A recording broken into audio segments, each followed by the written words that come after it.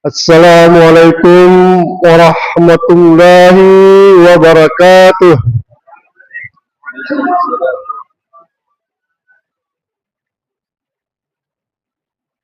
Bismillahirrahmanirrahim. Alhamdulillahillazi ahyana ba'dama amatana wa ilaihin nusur.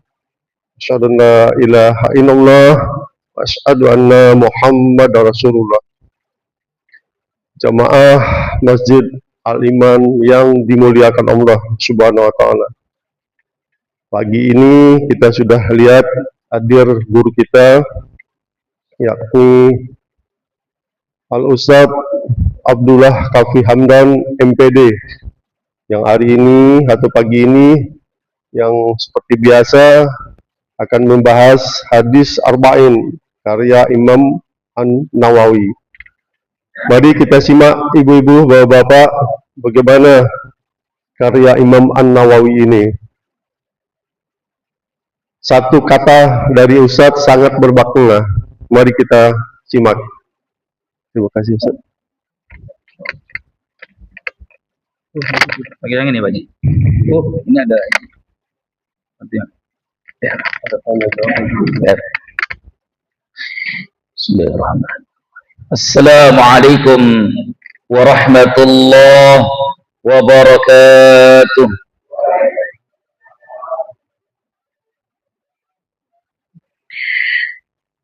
Innal hamdalillah nahmaduhu wa nasta'inuhu wa nastaghfiruh wa na'udzu billahi min shururi anfusina was sayyiati a'malina. Man yahdihillahu فلا مضل له ومن يضلله فلا هادي له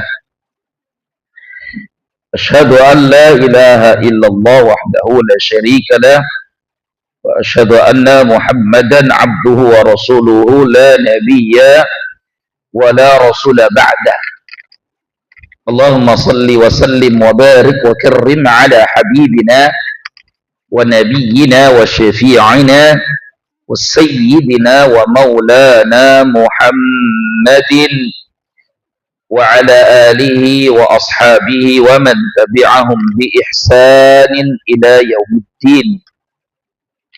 أما بعد.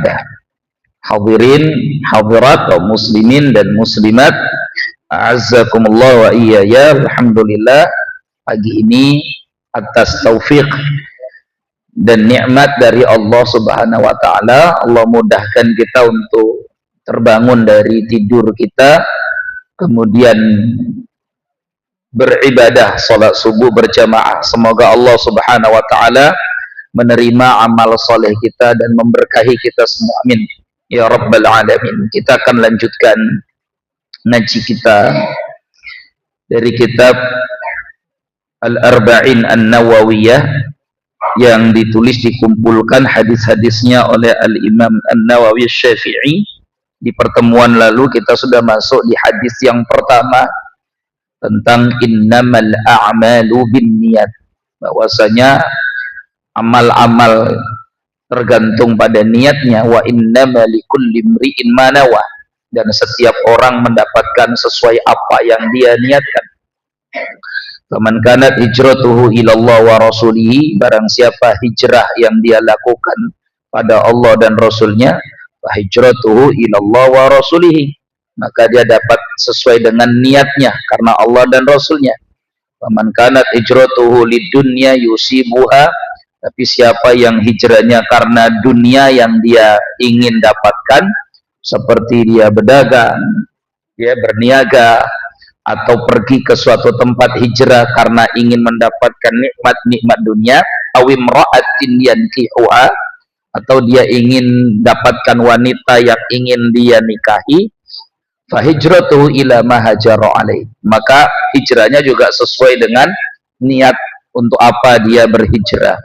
Nah, ini kita sudah bahas tentang biografi sahabat yang meriwayatkan hadis ini, yaitu sahabat Umar bin Khattab radhiyallahu anhu. Sekarang kita baru mau masuk pada makna hadis innamal a'malu bin niat, bahwasanya amal itu tergantung niatannya.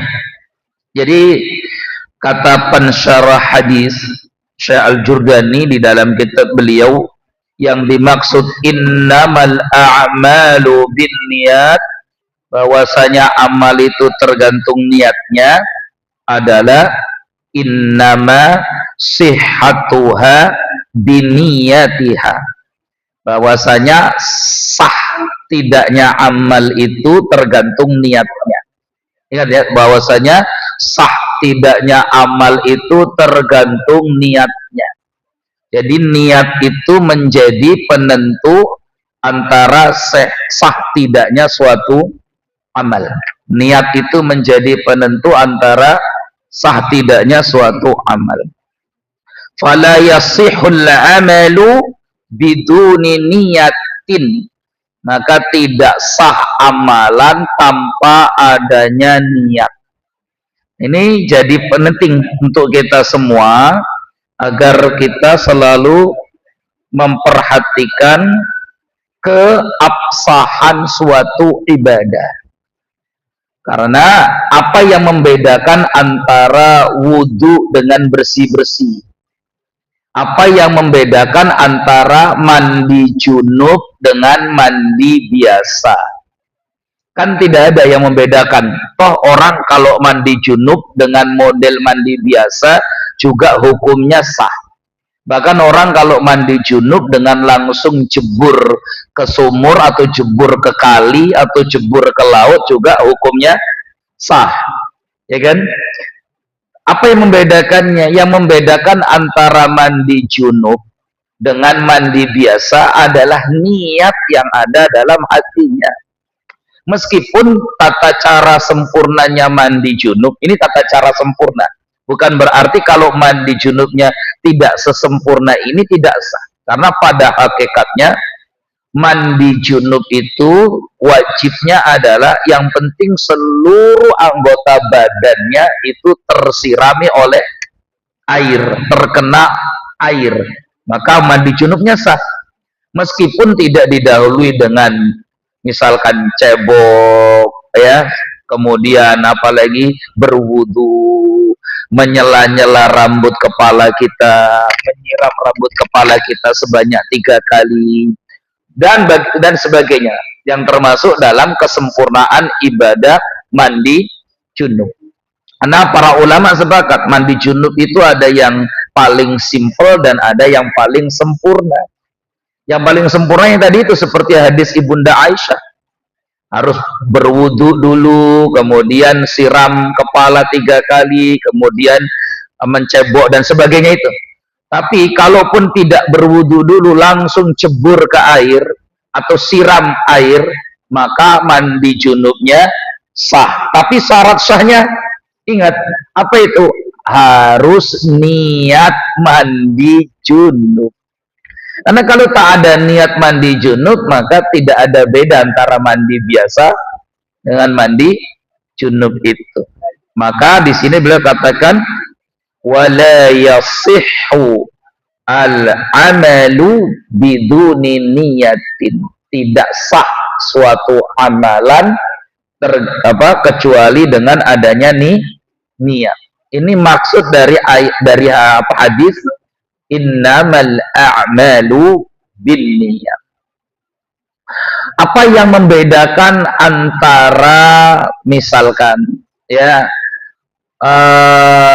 sholat dengan ibadah dengan senam, misalkan ya, sholat dengan senam, karena di antara gerakan-gerakan senam itu ada juga berdiri, ada juga seperti ruku, ada juga seperti sujud, ada juga seperti duduk. Yang membedakan adalah satu, niatnya, bahwa orang ketika berdiri, ruku, sujud, itu niatnya untuk beribadah kepada Allah. Yang kedua, bacaan-bacaan yang ada di dalamnya. Berarti niat itu penting, menentukan yang mana ibadah, mana bukan. Baik, sekarang kita masuk kepada poin penjelasan para ulama urgensi niat. Untuk apa niat itu ada? Kenapa sampai Imam Syafi'i mengatakan hadis innamal a'malu binniyat itu sebagai sepertiga agama? Sepertiga agama. Apa yang membedakan orang potong kambing, tukang sate dengan potong kambing hewan kurban? Apa yang membedakan ya Pak? Sama-sama yang dipotong kambing. Waktu potong juga baca bismillah. Ya kan? Apa yang membedakannya? Niatnya. Yang satu motong kambing cuma untuk dijual sebagai sate, yang satu motong kambingnya niatnya sebagai kurban. Niatnya yang membedakan. Ya. Jadi fungsi pertama kenapa dalam ibadah itu mesti ada niat adalah litamyizil ibadah minal adah. Litamyizil ibadah minal adah, untuk membedakan yang mana yang ibadah, yang mana yang kebiasaan.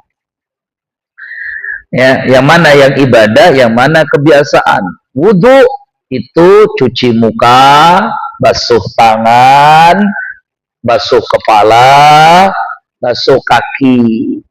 Itu kalau diniatkan wudhu ya dapat pahala wudhu. Tapi orang bersih-bersih raup, kata orang kampung, juga modelnya seperti itulah raup itu.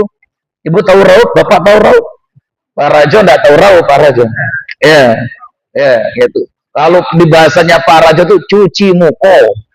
Ya. Orang bangun tidur raup itu modelnya mirip wudhu lah. Dia cuci muka, dia bersih-bersih tangan, dia bersih-bersih kaki, dia usap juga rambut kepala. Tapi yang satu dia dapat pahala karena diniatkan sebagai wudu, yang satu dia tidak dapat pahala karena itu jadi kebiasaan dia setiap bangun tidur. Jadi tujuan adanya niat adalah tamyizul ibadah minal adah, untuk membedakan yang mana kebiasaan dan yang mana namanya ibadah. Kalau kebiasaan maka dia tidak dapat pahala, tapi kalau itu ibadah, meskipun awalnya mungkin seperti kebiasaan, dia tetap mendapatkan apa? Pahala. Jadi ini fungsi pertama adanya niat. Ya, fungsi pertama adanya niat. Yang kedua, niat itu ada untuk tamyiz bainal fardi was sunnani, membedakan antara ibadah yang wajib dengan ibadah yang sunnah. Coba saya tanya sama Bapak Ibu semua, apa bedanya antara sholat subuh dengan sholat qobliyah subuh? Antara sholat fardu dengan sholat sunnah, tata caranya sama, bacaannya sama, ya kan? Apa yang bedakannya? Niatnya. Itu kenapa niat ini wajib. Niat ini hukumnya apa? Wajib. Ya, jadi menentukan antara sah tidaknya. Apa yang membedakan antara puasa wajib dengan puasa sunnah? Sama-sama puasanya nggak makan, nggak minum. Sama-sama puasanya dimulai dari sejak terbit fajar, azan subuh sampai terbenam matahari. Ya, kan nggak ada beda tuh. Di sini kalau puasa sunnah Muharram, misalkan besok puasa tanggal 10 Muharram atau puasa kemarin Zulhijjah, masyarakat Perumnas Wai Halim puasa Zulhijjah dimulainya dari subuh sampai maghrib atau subuh sampai zuhur di sini, Pak? Sama kan? Nggak ada bedanya. Terus apa yang membedakan antara puasa sunnah dengan puasa fardu? Niatnya. Itu kenapa dalam ibadah puasa niat itu wajib setiap hari. Kalau dalam puasa fardu maka wajib setiap malam, karena Nabi katakan man lam yubayyit as-siyam qabla al-fajri fala siyamalah. Siapa yang tidak niat puasa fardu sampai waktu fajar datang, berarti puasanya tidak sah karena dia tidak niat. Ya, jadi ini pentingnya niat. Jadi nggak cukup orang nahan lapar, nahan haus. Karena bisa saja yang nahan lapar tuh lagi diet. Bisa saja. Apa yang membedakan dia? Membedakannya adalah niatnya, ya, niatnya. Allahu a'lam bishawab. Baik. Yang ketiga, niat juga membedakan antara adaan dan qadaan. Niat dalam ibadah itu jadi penting. Selain membedakan yang mana kebiasaan, yang mana ibadah, membedakan mana yang fardu wajib, mana yang sunnah. Niat juga membedakan mana yang beribadah sesuai dengan waktu dan perintahnya, dan mana yang beribadah dalam tujuan dia mengganti kehilapan atau kekurangannya. Yang membedakan antara puasa Ramadan fardu dengan puasa Ramadan qadha mengganti adalah niatnya. Kalau puasa Ramadan fardu, ya dia lakukan itu di bulan Ramadan. Tapi kan orang yang nggak puasa bulan Ramadan, dia tetap harus mengganti di luar bulan Ramadan. Apa yang membedakannya? Niatnya. Antara fardu wajib dengan fardu yang qadhaan. Maka dalam sholat kita itu ada bahasa adaan lillahi ta'ala, adaan lillahi ta'ala. Dan dalam ibadah sholat kita itu ada yang qadhaan lillahi ta'ala. Contoh, saya jelaskan antara beda antara qadhaan dengan adaan. Orang yang sholat subuh, bangun dia jam 5 atau sholat dia jam 5 kurang, karena subuh kita sekarang jam 40 berapa? 441. Maka orang yang sholat subuh jam 5 itu namanya adaan.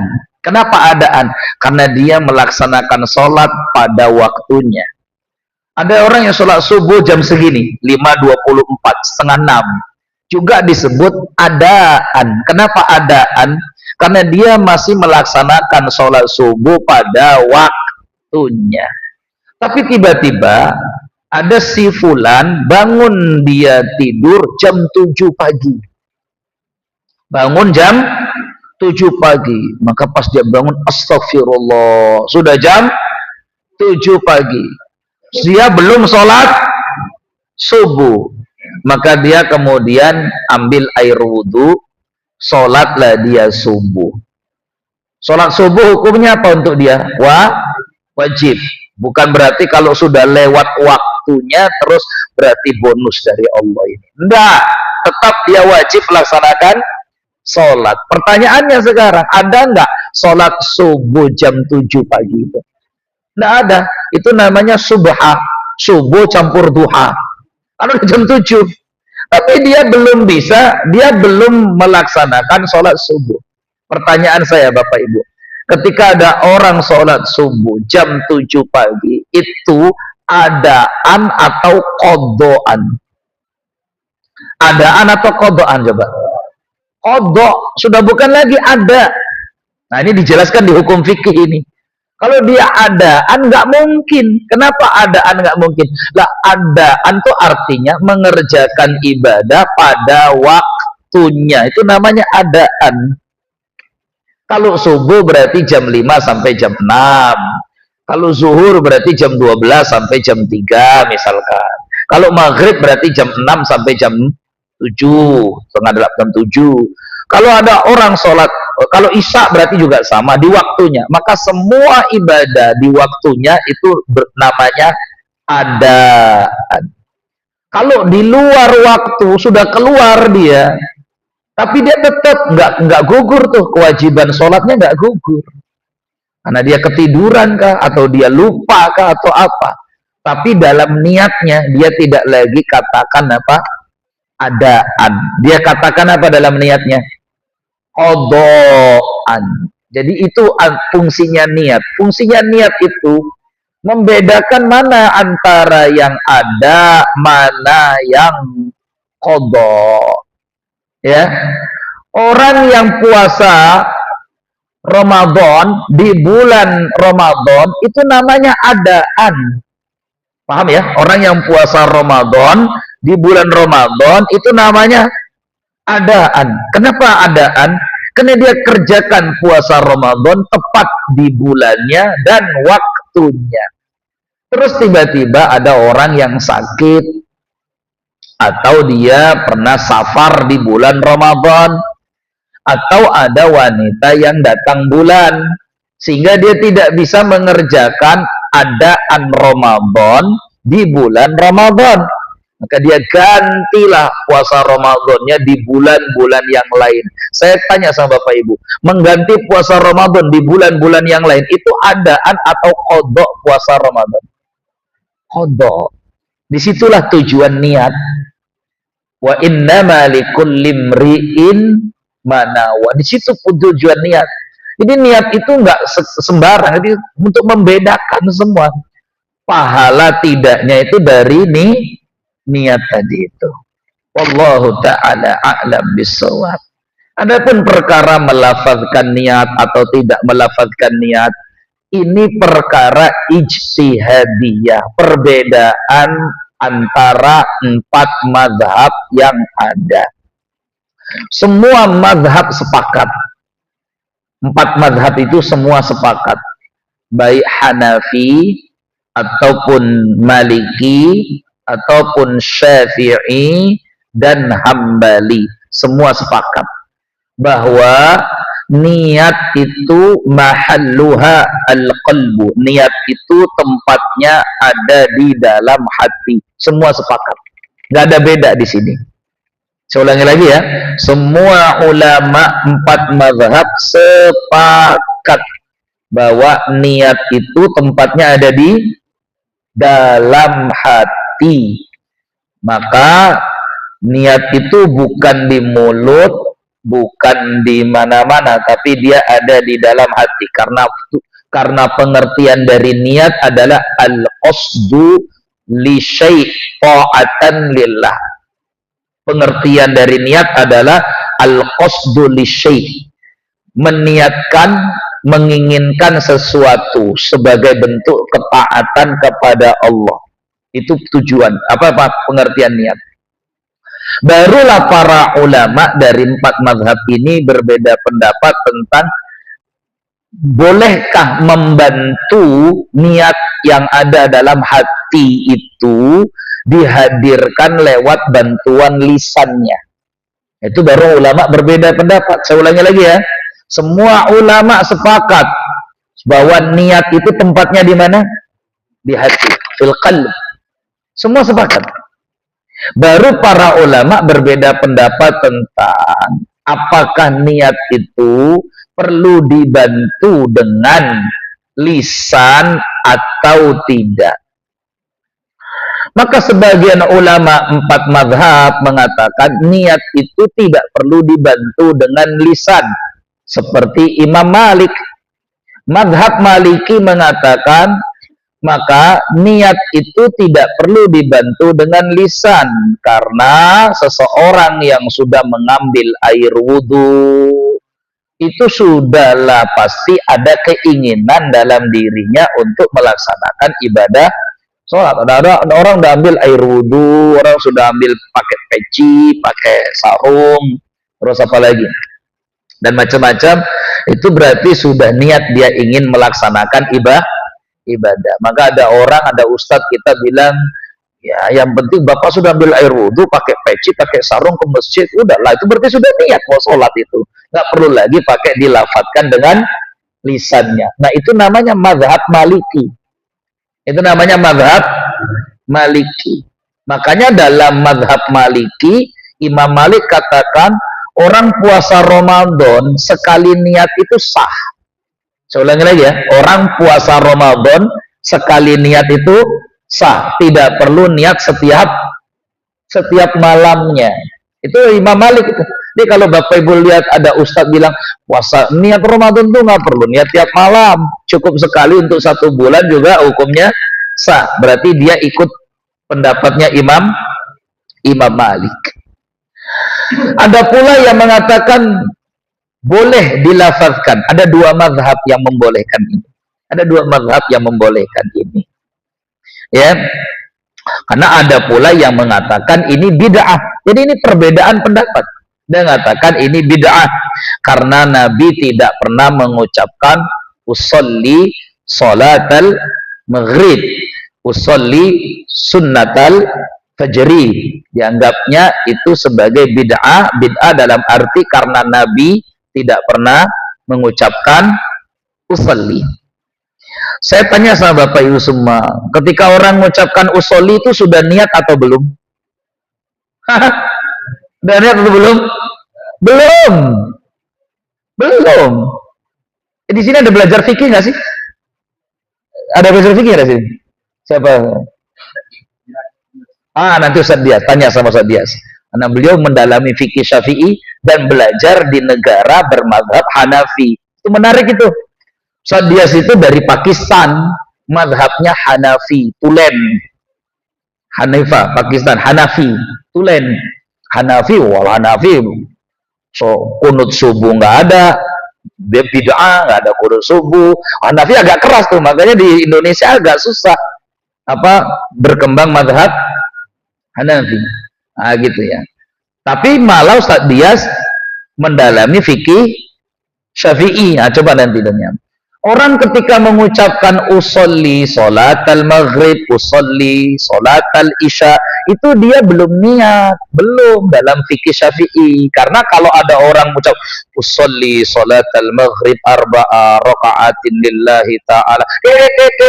Halo, assalamualaikum. Waalaikumsalam. Bentar, saya lagi mau sholat. Batal atau enggak dia, Pak? Bukan batal, dia belum sholat kok. Dia belum sholat. Jadi ucapan usolli itu dalam fikih Syafi'i dia bukan niat, tetapi namanya ihbarun niat, usaha untuk menghadirkan niat di dalam hatinya. Karena dalam fikih Syafi'i niat itu wajib berbarengan dengan takbir. Itu wajib tuh. Saya ulangi lagi ya. Niat itu dalam Syafi'i makrunatun bitakbir. Jadi ketika kita bertakbir begini nih, Allah itu ya. Ini baru niat tuh.